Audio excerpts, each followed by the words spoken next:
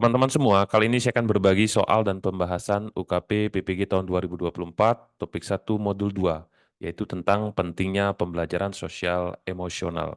Untuk kemajuan kita bersama, mari saling berbagi dengan cara klik subscribe, like, comment, and share video berikut ini. Ya, teman-teman semua, kita langsung saja ke soal nomor 1. Ya, mengapa guru dan orang dewasa lainnya di sekolah harus mempelajari keterampilan sosial emosional? A. Agar mereka dapat mengawasi peserta didik lebih ketat. Nampaknya ini salah ya teman-teman ya. Kemudian nomor B. Agar dapat meningkatkan hubungan antar guru. Jadi hubungan bukan antar guru saja ya, tetapi antar peserta didik, tenaga kependidikan ya. Jadi nomor B juga salah ya. Cuman kita lihat yang nomor C, agar mereka dapat memberikan contoh positif dan mendukung pembelajaran peserta didik secara optimal dan holistik ya. Nampaknya nomor C ini benar ya teman-teman ya. Coba kita lihat nomor D, agar mereka dapat memenuhi persyaratan pekerjaan mereka. Nampaknya tidak pas. Agar mereka dapat menjalankan tugas mengajarnya juga nampaknya tidak pas. Jadi yang benar itu kuncinya adalah C ya. Jadi keterampilan sosial emosional itu termasuk kemampuan berkomunikasi secara efektif, membangun, menjaga, dan menyelesaikan konflik dengan cara yang konstruktif. Kemampuan ini sangat penting bagi guru dan orang dewasa lainnya di sekolah karena mereka memainkan peran penting dalam membantu peserta didik untuk mengembangkan keterampilan sosial emosional mereka sendiri. Baik, kita lanjut ke soal yang nomor 2. Bagaimana eh, pengembangan kecerdasan emosional melalui pembelajaran sosial emosional berkontribusi terhadap kemampuan seseorang dalam menavigasi situasi sosial yang kompleks. A. Kecerdasan emosional membantu meningkatkan kesehatan fisik seseorang sehingga ia tidak mudah sakit. Nampaknya tidak demikian ya teman-teman ya. Nampaknya tidak demikian.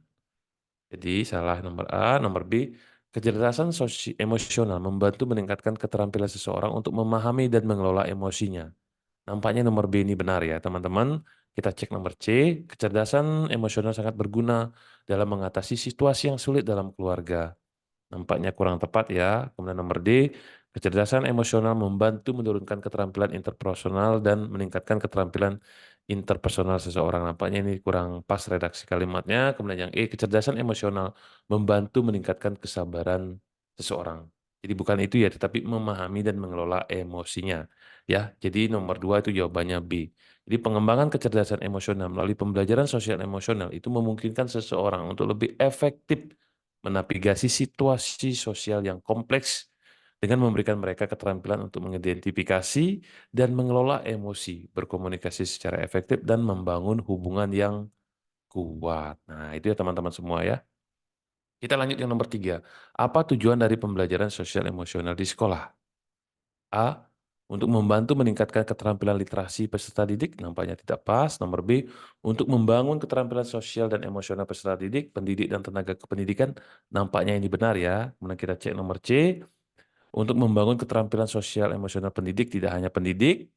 Kemudian untuk membangun keterampilan berhubungan sosial peserta didik, nampaknya tidak hanya peserta didik.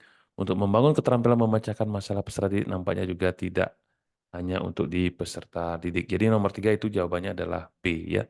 Jadi pembelajaran sosial emosional di sekolah itu dapat membantu para siswa-siswa, guru, dan staf sekolah untuk menghadapi dan menavigasi situasi sosial yang kompleks, serta membantu siswa mengembangkan keterampilan yang diperlukan untuk kesuksesan nanti di tempat kerja ataupun di kehidupan pribadinya selanjutnya. Nomor 4, dalam konteks sosial, maaf ya, dalam konteks sekolah, siapa yang perlu mempelajari keterampilan sosial emosional? A. Pendidik dan tenaga kependidikan nampaknya tidak pas. Peserta didik dan orang tua tidak pas. Peserta didik semua orang dewasa yang ada di sekolah. Pendidik dan tenaga kependidikan, betul ya. Nomor D, orang tua dan tenaga kependidikan salah. Pendidik dan orang tua juga salah. Jadi nomor 4 itu nampaknya jawabannya adalah C ya. Jadi pembelajaran sosial emosional di sekolah adalah proses mengajarkan siswa, guru, dan staf sekolah dengan cara mengidentifikasi dan mengelola emosi mereka sendiri dan emosi orang lain, berkomunikasi secara efektif dan membangun hubungan yang kuat ya. Jadi ada 3 kata kunci dari pembelajaran sosial emosional ya teman-teman ya. Jadi mengelola emosi, berkomunikasi secara efektif dan membangun hubungan yang kuat. Kita lanjut ke nomor 5 ya teman-teman. Dari contoh-contoh di bawah ini, menurut Bapak Ibu, mana yang bukan merupakan alasan yang tepat pentingnya meningkatkan keterampilan sosial emosional orang dewasa di sekolah? Sekali lagi yang bukan ya. Jadi yang bukan. Nah ini, oh sorry ya. Jadi yang bukan. Coba kita cek yang nomor A. Keterampilan sosial emosional membantu pendidik memodelkan karakter positif untuk peserta didiknya sehingga dapat menciptakan lingkungan belajar yang positif. Ya, nampaknya nomor A ini benar ya. Tapi yang ditanyakan adalah yang bukan. Keterampilan sosial emosional membantu meningkatkan keterampilan pendidik dalam menangani konflik, kegagalan, frustasi yang dihadapi dirinya sehingga dapat mengurangi risiko masalah kesehatan mental. Nampaknya ini nomor nomor B itu juga betul. Nomor C, keterampilan sosial emosional membantu peserta didik untuk memahami dan berinteraksi dengan pendidik secara efektif. Nampaknya nomor 4 itu yang C itu bukan. Maaf ya nomor 5 C itu bukan ya. Coba yang nomor D. Keterampilan sosial emosional membantu pendidik meningkatkan kemampuan untuk bekerja dan berkolaborasi dalam tim. Betul ya. Keterampilan sosial emosional membantu pendidik dan tenaga kependidikan mengelola stres dan tekanan sehari-hari. Betul ya. Jadi nampaknya yang jawabannya itu yang bukan merupakan alasan itu yang C ya. Bukan membantu peserta didik tetapi membantu pendidik untuk meningkatkan keterampilannya dalam menangani konflik, kegagalan, frustasi, stres, dan lain sebagainya ya. Jadi sekali lagi, alasan yang nomor C itu bukan ditujukan pada orang dewasa ya, tetapi itu ditujukan kepada siswa. Next, kita masuk ke pertanyaan nomor 6. Jika ditarik ke dalam lingkup yang lebih luas dan lebih besar, pengembangan keterampilan sosial emosional membantu menciptakan kesejahteraan masyarakat. Mana yang dari pernyataan berikut yang menurut Bapak Ibu tidak mencerminkan hal tersebut? Yang tidak ya, sekali lagi ya, yang tidak mencerminkan ya. Ya, oke yang A bahwa pembelajaran sosial emosional membantu meningkatkan tingkat kesehatan fisik masyarakat sehingga individu di masyarakat lebih sehat. Nah, ini kayaknya salah ya, teman-teman ya. Jadi yang nomor B, pembelajaran sosial emosional membantu individu membentuk hubungan interpersonal yang lebih positif dan sehat. Hal ini dapat mengurangi konflik antar individu dan menciptakan lingkungan masyarakat yang harmonis. Ini nampaknya betul. Pembelajaran sosial emosional membantu individu dalam mengelola emosi dan konflik dengan cara yang konstruktif. Dengan demikian, dapat berkontribusi penurunan tingkat kekerasan konflik dalam masyarakat. Nomor C itu betul ya. Pembelajaran sosial emosional membantu mengembangkan keterampilan berempati sehingga dapat meningkatkan pemahaman terhadap keanekaragaman masyarakat, mendorong penerimaan terhadap perbedaan yang hal ini dapat menciptakan masyarakat yang inklusif dan ramah. Nomor D juga betul. Nomor E, pembelajaran sosial emosional membantu individu dalam mengelola stres, kecemasan, dan depresi.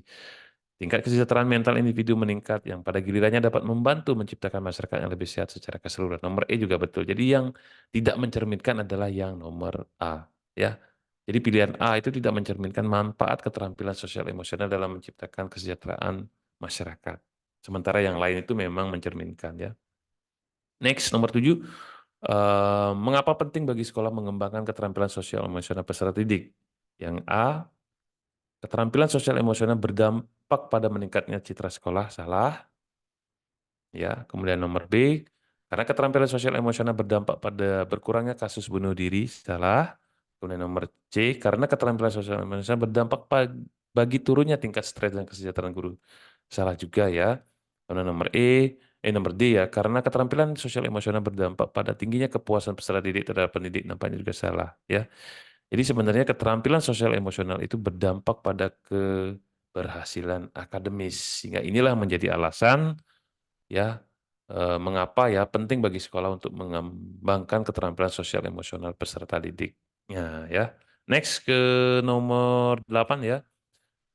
Dari pernyataan berikut, manakah yang tidak merefleksikan hubungan antara keterampilan sosial dan emosional peserta didik dan proses pembelajaran? Yang nomor A ya. Ingat yang tidak ya teman-teman ya. Yang salah nanti ini yang tidak ya. Yang nomor A, keterampilan sosial emosional peserta didik membantu mendukung kesejahteraan emosional guru ya. Nampaknya ini salah ya. Jadi bukan keterampilan siswa itu membantu kesejahteraan emosional guru ya. Jadi sekali lagi pilihan A itu tidak merefleksikan hubungan antara keterampilan sosial dan emosional peserta didik dengan proses pembelajaran yang dilakukan oleh seorang guru ya. Sedangkan nomor B, C, D itu adalah dan E ya itu mencerminkan ya hubungan antara keterampilan sosial emosional dengan proses pembelajaran ya, biar aja lebih fokus, kemudian meningkatkan keterlibatan positif, mengurangi konflik, menciptakan lingkungan yang positif itu merupakan dampak-dampak atau hubungan antara keterampilan sosial emosional peserta didik dan proses pembelajaran. Next, yang nomor 9, ya, bagaimana kaitan antara pembelajaran sosial emosional dengan penguatan profil pelajar Pancasila? Yang A, pembelajaran sosial emosional membantu menguatkan pengembangan karakter profil pelajar Pancasila. Nampaknya ini betul ya teman-teman ya. Coba kita pilih yang B, pembelajaran sosial emosional membantu menguatkan keterlibatan peserta didik dalam pembelajaran. Tidak ada hubungan dengan profil pelajar Pancasila ya. Kemudian nomor C, pembelajaran sosial emosional membantu menguatkan keterampilan pendidik dalam mengajarkan profil pelajar Pancasila. Jadi bukan menguatkan keterampilan dalam mengajarkan ya teman-teman ya. Pembelajaran sosial emosional membantu mengidentifikasi nilai-nilai Pancasila yang harus dipelajari oleh peserta didik. Bukan itu maksudnya pembelajaran sosial emosional ya. Dan pembelajaran sosial emosional membantu peserta didik dalam mempelajari apa yang dimaksud dengan profil pelajar Pancasila. Bukan ya. Tetapi sekali lagi pembelajaran sosial emosional itu membantu menguatkan pengembangan karakter profil pelajar Pancasila ya dengan mengajarkan peserta didik keterampilan sosial dan emosional yang diperlukan untuk mencapai profil tersebut. Last question, bagaimana keterampilan sosial emosional dapat membantu seseorang menjadi lebih resilience atau berdaya lenting tinggi ya? Yang nomor A, keterampilan sosial emosional membantu meningkatkan komunikasi peserta didik sehingga mereka dapat mencari bantuan jika memerlukan. Bukan itu ya. Keterampilan sosial emosional membantu meningkatkan kemampuan peserta didik untuk memahami kelemahannya. Bukan. Keterampilan sosial emosional membantu meningkatkan taraf kesehatan. Bukan. Kemudian membantu guru mengenali dengan segera jika ada peserta didik yang mengalami stres. Bukan juga ya. Kita cek nomor yang E ya. Keterampilan sosial emosional membantu meningkatkan kemampuan peserta didik untuk pulih dari kesulitan dan stres karena mereka mampu mengelola emosi dengan baik. Nampaknya nomor E itu betul ya. Nah, itu ya teman-teman ya. Jadi untuk nomor 10 itu alasannya adalah jawabannya itu adalah yang E. Saya pikir teman-teman sudah memahami mengenai hakikat daripada pembelajaran sosial emosional. Jadi sekali lagi teman-teman terima kasih sudah disimak video ini. Silakan kalau merasa bermanfaat, penting, silakan di-share ke teman-teman semua, kepada grup di masing-masing LPTK termasuk ke media sosial yang lain ya, sehingga channel ini makin berkembang dan bisa membantu teman-teman untuk sampai nanti lulus UKP PPG tahun 2024. Sekali lagi, bantu subscribe, like, komen, jika ada hal-hal yang dirasa penting dan dibagikan. Channel IGD Marguna Yasa. Terima kasih semuanya. Salam sehat.